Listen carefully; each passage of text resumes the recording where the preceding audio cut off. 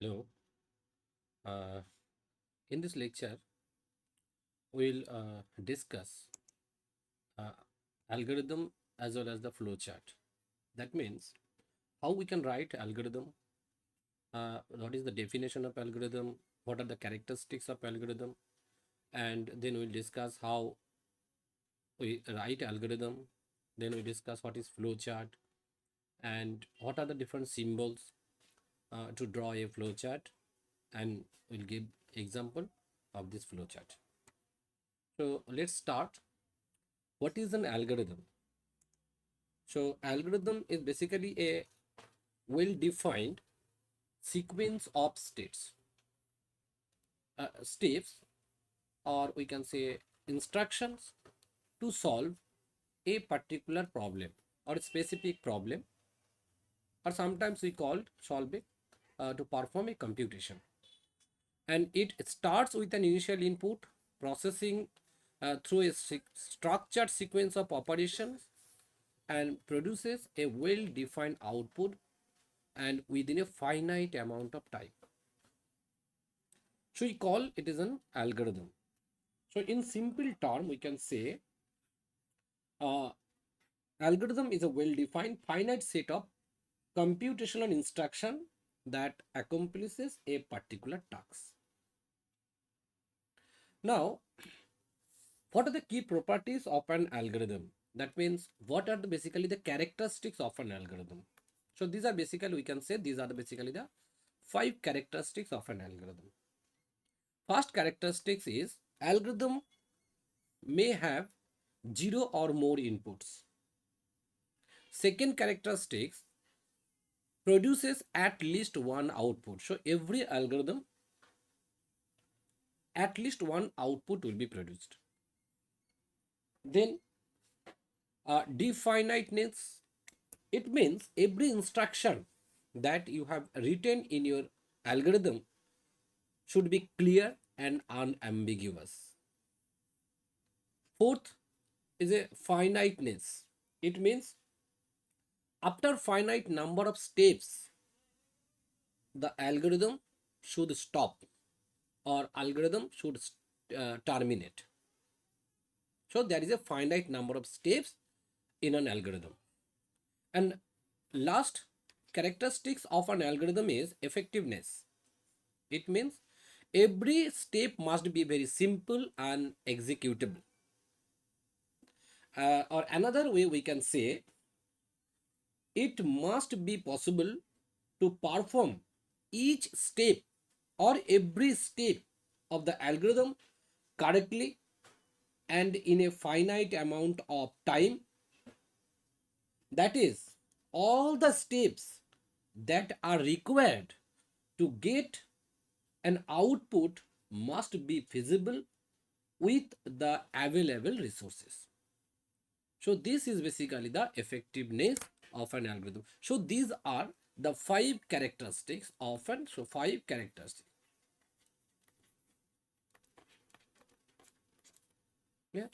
Now, mathematical viewpoint, we can also say that algorithm is a computable function that transform input into a output through a sequence of well-defined computational steps.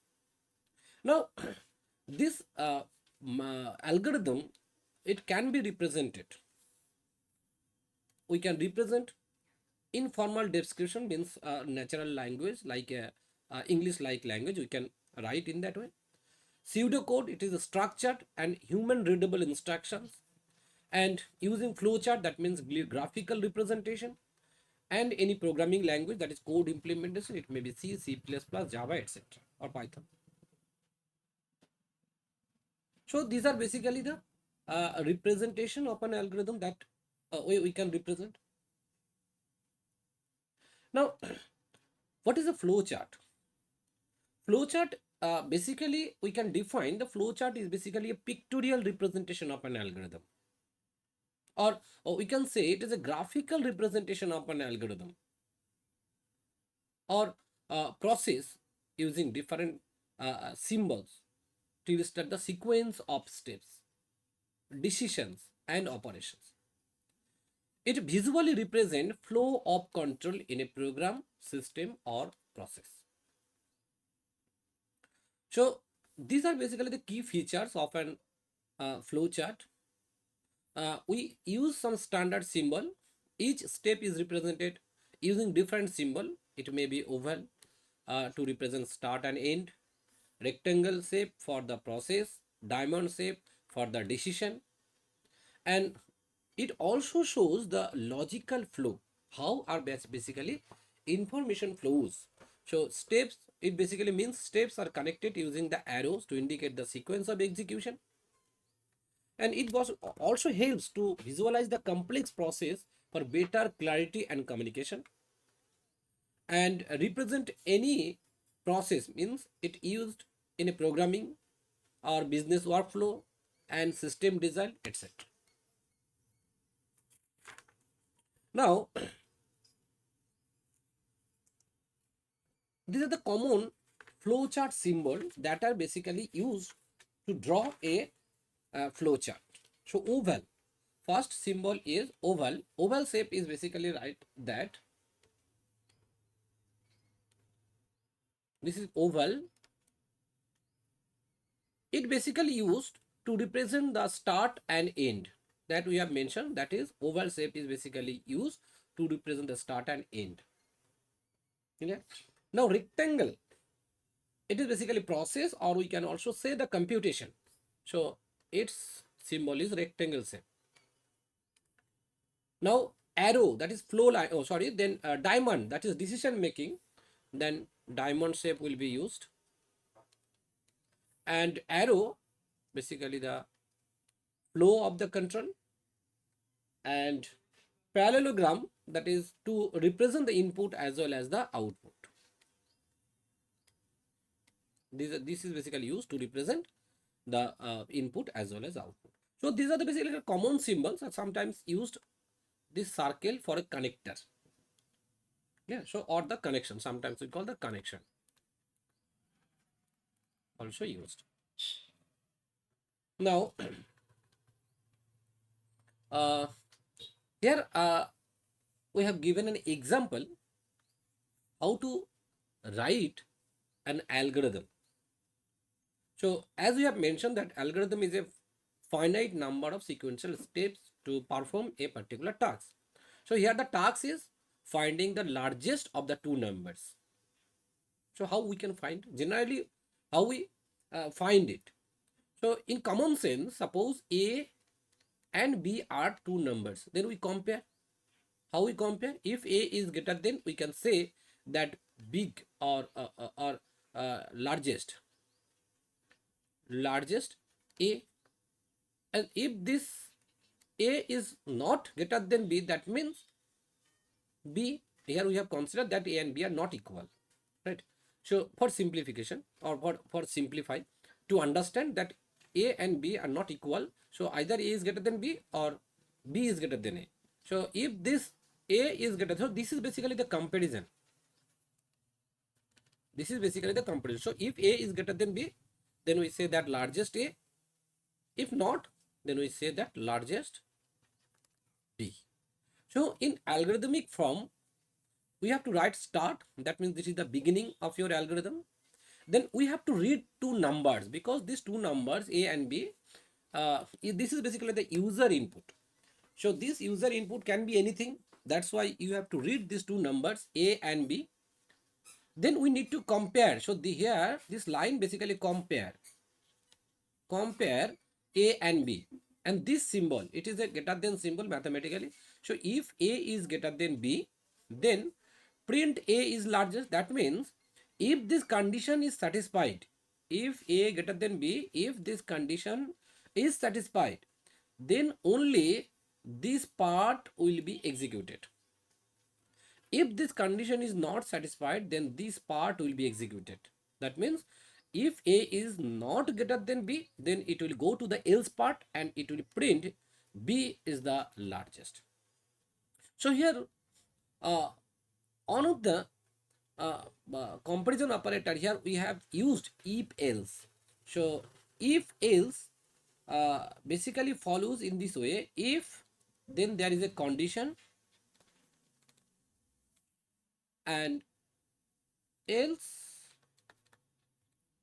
this, and then we can say end, right? If it is end, clear? So or we can also say end if, we can also meaning that end if starts here, ends here. Now this block is basically called the true block. True block. Why true block? If this condition is true, or if this condition is satisfied, if it is a true, then it will execute only this block. But if this condition is false, then it will not execute this true block. It will directly, that means control directly go to the else part, and in else part it is basically called the false block. False block. So either true block or false block, any one will be executed based on the condition. So here also this. For example, suppose if we take suppose a equal to 5 and we have taken suppose b equal to 6. So obviously if we check the condition, a is greater than 5, obviously the condition is not satisfied. Obviously it will go to the else part and print b is largest. So this is one set of data. And if we take another set, suppose a equal to 10 and b equal to suppose 8. So in this scenario, what happened? A is greater than b, this condition will be true. And once the condition is true, then only the true block will be executed. And what are the instructions in the true block? It is basically the true block, and it is basically the false block. So in the true block, only one statement is there, print a is largest. So it will print a is largest. So in this way, we can write the algorithm: start, then input, then the process, and finally it is end. Now, if you want to do the same thing using a flowchart, so what will happen in case of flowchart? What is this? Here, this is a start. Start is basically beginning or oval shape. So to mean, because here we have mentioned that oval for start and end.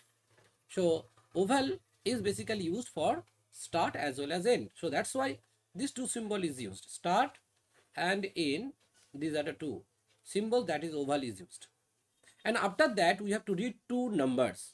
So here input number 1, input number 2. If we can also write in this way, read A comma B. We can also write in this way. And we know that parallelogram is used for the input. We can also write in that way. Start. We can also write in start. Then read AB. Once we read the two numbers A and B, then what we need to do? We have to compare. And we know that in flowchart, this symbol, this is diamond or decision making. This diamond is basically used for the comparison or decision. Now we use this symbol diamond here to compare these two numbers. So what are the two numbers? A and B here. So A greater than B. Now this diamond shape, either A greater than B condition true or false, only two options are available or two choices are available. If the condition is satisfied, we say that it is a true branch, and if it is not satisfied, we say it is a false branch. False branch, right? So now any one of this branch will be executed at a time, because based on the number provided A and B. So if A is greater than B, this condition is true. If this condition is true, then only this part, this branch will be executed and it will print.